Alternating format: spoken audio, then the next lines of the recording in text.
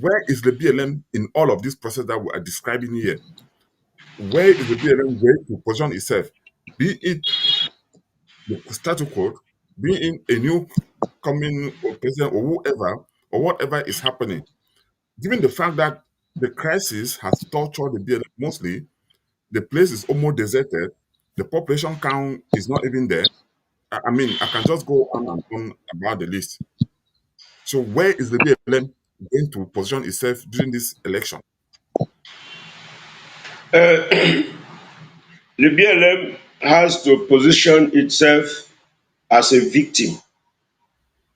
The BLM has to position itself as a victim. And one thing I will tell my brothers and sisters from our God given BLM is that every civilized person, every person with normal senses, every person who is rational, every election is a referendum on the person you are voting out or voting in, or you vote or renewing the vote. So this election should be a referendum on beer as far as the BLM is concerned. They should look at the BLM as it is, where the BLM is. What is the contribution of beer in putting us in this situation? What is the contribution in beer in removing us from this situation? If the balance sheet is is good for beer, positive for beer, they vote for him. If the balance sheet is negative for beer, they vote against him.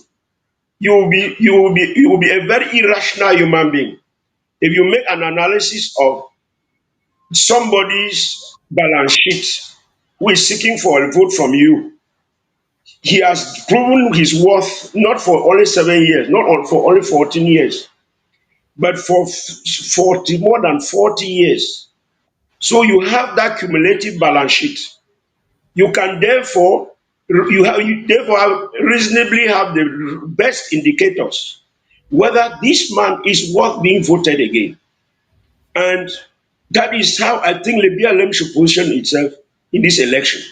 If Lebialem makes the error to position itself as a boycotter, then Lebialem is doomed. Because if Bia is booted out without the contribution of Lebialem in that effort, then Lebialem will be seen as people who were following the status quo, who didn't want change in Cameroon. But what happened if If they vote for him to remain in the position?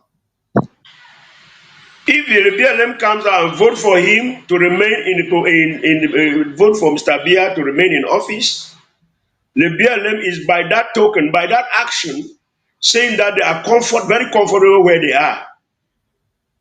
If the BLM is very comfortable where they are, let them go and vote for Mr. Bia. If they are very comfortable with the militarization of the BLM, if they are very comfortable with the lack of roads in the BLM, if they are very comfortable with the fact that they have produced a lot of cocoa and coffee and food stock and get rotten in the village, if they are very comfortable that a huge amount of money comes to Lebialem in the form of contracts, but the contractors consume the money and the contracts that are given to Lebialem, the output, the performance, the quality of work is very poor.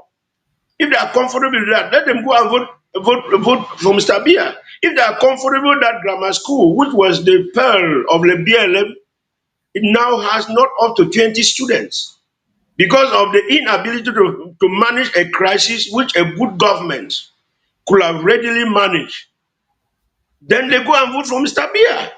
I am not here to tell my BLM brothers and sisters who they should vote.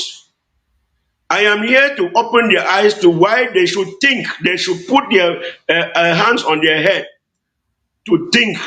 And before they vote, they should vote as rational human beings that think critically. I hear most of our brothers and sisters who are comfortable with the regime come back and their only campaign message is vote for Mr. Bia because he appointed your brother. We want to tell them that if they want us to vote because of them, let them be candidates. Let the Lebialem man be a presidential candidate. Whether it's my party or not, I will campaign for him that the Lebialem should give him 100% vote. So that the Lebialem man who can appoint another man from a different tribe, and people from that tribe, elites from that tribe are governing vote in their tribe that they should vote a Lebialem man because he has appointed their person. Why is it that for 40 years we should always be counting on Bia's appointees? Can we not have somebody too who can make appointees all over the country? The Southwest has a candidate. Why shall, if they want to use the tribal factor to pull votes, then we should vote for a candidate from the Southwest since it is a tribal consideration. We should not come and say that we should vote for Mr. Bia because he appointed our brother. I think a president from Southwest will appoint more of our brothers than the one from South. So if that is the type of logic they are bringing, the only campaign is that vote for Mr. Bia because he has appointed our brothers, he has appointed our sister. But No, this election is not about appointment. This election is about the development of Lebialem and what development has those appointments brought to Lebialem. If those appointments were transformed into development, then Lebialem will be one of the most developed divisions in the southwest. Lebialem will not at least be where it is now.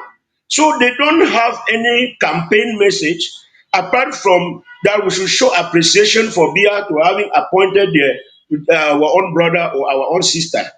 And I tell them that if we want to play the tribal factor here, let them be candidates and we will vote them for private because of tribal factor. We cannot vote a foreigner right far away from the south on the basis of tribal factor. But we can vote our own brother because on the basis of tribal factor. yes, you talk about Lebialem development, and that's where I'm driving